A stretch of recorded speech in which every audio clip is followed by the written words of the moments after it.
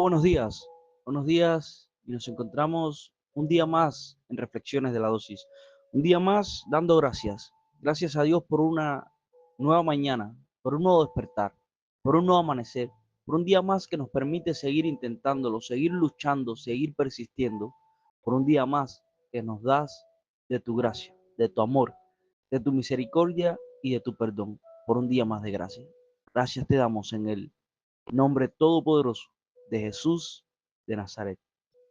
Hoy, hoy te quiero traer una historia. Y esta historia data del año 1749. Allá en Inglaterra había un reino gobernado por el rey Arturo. Este rey tenía grandes extensiones de tierra a todo su alrededor y un reino muy bien construido y edificado desde las bases, que todos sus reinos vecinos respetaban. Había un lugar muy conocido en este reino donde se exhibían algunos artículos únicos que no tenían réplicas, y este lugar era muy conocido y visitado por los visitantes días de paso de aquella región que llegaban, conocían espadas únicas de diferentes guerreros de reino, conocían diferentes escritos sellados por reyes anteriores, artículos con mucho valor, tanto monetario como sentimental. Había un collar de rubí perteneciente a la reina Esther I. Ese collar se exhibía sobre un bello mostrador de mármol. Posaba aquel collar que aquel que lo miraba quedaba encandecido. Había un visitante con una apariencia extraña, ropa sucia, pies sucios, cabello sucio, que se encontraba dentro de los demás visitantes en aquel salón. Ese visitante, en lo que todos se giraban su atención hacia una espada de la cual se estaba dando una charla, intentó agarrar aquel collar. Lo, lo tuvo con su mano y, poniendo otro sobre aquel mostrador, lo dejó caer al piso. La persona que estaba a su lado lo ve y recoge el collar que había caído al piso. Entonces se da cuenta de que todos lo estaban observando. Aquello había quedado como un intento de robo de parte de esta persona que vio ese anciano sucio cambiar un collar, y entonces había quedado señalado aquel joven que se encontraba detrás. El joven miró al anciano, el anciano le miró. El joven no dijo nada. El joven fue llevado a prisión. En prisión las cosas empeoraron. Hubo varios muertos a su alrededor y fue hallado culpable. Este joven fue condenado a muerte. Una muerte catalogada injustamente. Primero, porque en ningún momento él robó aquel collar. Segundo, porque lo que había pasado en prisión tampoco había sido a causa de sus manos. Había sido todo un complot para enjuiciarle a él aquellos muertos, donde una persona lo habían enviado a golpearle, y posteriormente que lo golpeasen hasta dejarlo sin fuerzas, apareció alguien y mató a aquellos que lo habían golpeado. Ajuste de cuenta entre bandas delictivas dentro de un penal, cosas de cada día. El joven fue decapitado y muerto. Fue encarcelado por algo que no hizo. y le asesinaron injustamente. Y nunca habló para defenderse. Hoy William en su dosis habla sobre domar lo indomable, sobre la cantidad de especies y animales salvajes que el hombre es capaz de domar, pero no es capaz de frenar su lengua. Y nos refiere, cómo no, a ese libro de Santiago y a la capacidad de frenar la lengua. Y te quiero leer algo que está en la Biblia,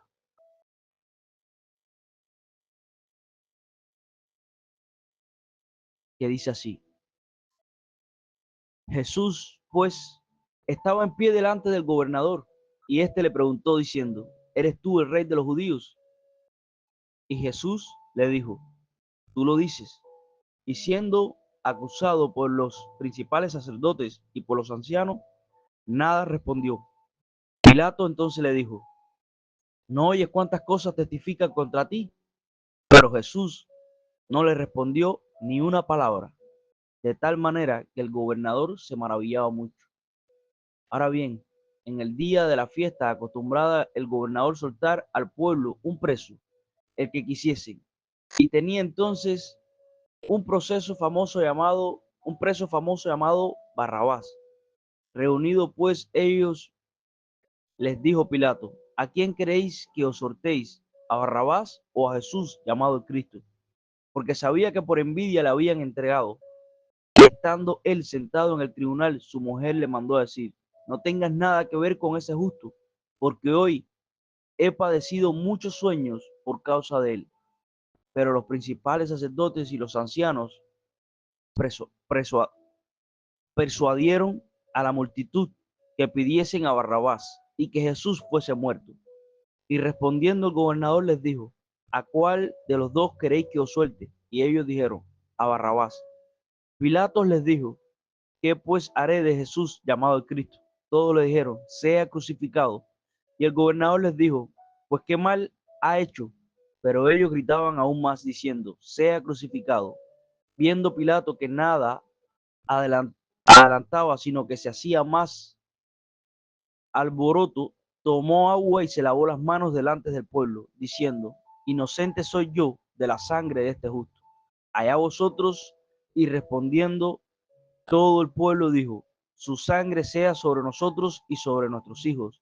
Entonces le soltó a Barrabás, y habiendo azotado a Jesús, le entregó para ser crucificado. Cuando habla de domar la lengua, a lo mejor muchos piensan directamente en los insultos, en el lenguaje prosaico, grosero. Pero yo por un momento quiero que tú te traslades a ese momento donde Jesús está frente a Pilato, siendo llamado blasfemo, siendo llamado demonio, siendo llamado tantas cosas, después de todo lo que había hecho Jesús por todos estos pueblos. Y así le pagaban, enjuiciándolo, levantando falso testimonio contra él. Jesús no habló. Yo creo que ninguno de los que estamos acá seríamos capaces de quedarnos callados. Pronto estaríamos alegando, discutiendo con los demás, porque creemos que lo estaríamos haciendo en defensa propia. Es difícil, sí, controlar la lengua, y más cuando tienes razón. Tanto el joven de esta historia de hoy como Jesús tenían razón, mas sin embargo ambos terminaron falleciendo terrenalmente, porque tanto ese joven de la historia de hoy como Jesús están en el lugar que su padre tenía preparado para ellos. Jesús fue llevado delante del público, sabiendo Jesús y el pueblo que Barrabás era un asesino y que él nada había hecho para merecer estar ahí. Jesús no habló, permaneció callado, y entonces ahí vemos lo que Santiago dice de frenar la lengua. No es solamente frenarla de un lenguaje prosaico, frenarla de un insulto, no. A veces, muchas veces, es mejor solo callar y dejar que la justicia venga del cielo. Pilato se lavó las manos y el pueblo pidió que la sangre de aquel justo cayese sobre ellos y sus hijos. No saben qué condenación habían traído para ese pueblo. La realidad de hoy te lo demuestra hasta su segunda venida. Frenar la lengua tiene precio, porque nos cuesta, porque la carne, la carne te llama, y por más que el espíritu te habla, no escuchamos. Debatimos, peleamos, insultamos, agredimos, todo tipo de malas acciones hechas con un órgano tan pequeño.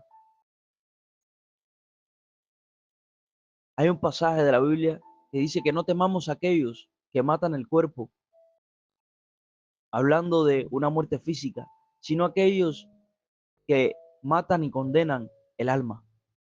Esos que con la lengua sueltan maldiciones, encadenamientos, retenciones. A eso es a lo que le debemos temer y ponerlo en manos de Dios Padre, para que en el nombre de Jesús Él ponga su mano y erradique este problema que desde los tiempos antiguos perdura, permanece y crece como la mala hierba. Padre, te doy gracias por estos pasajes que nos permites compartir hoy con tu pueblo. Te doy gracias por tu sabiduría, te doy gracias por tus enseñanzas, te doy gracias por tu palabra que nunca pasa. Gracias te doy en el nombre todopoderoso de Jesús de Nazaret. Amén.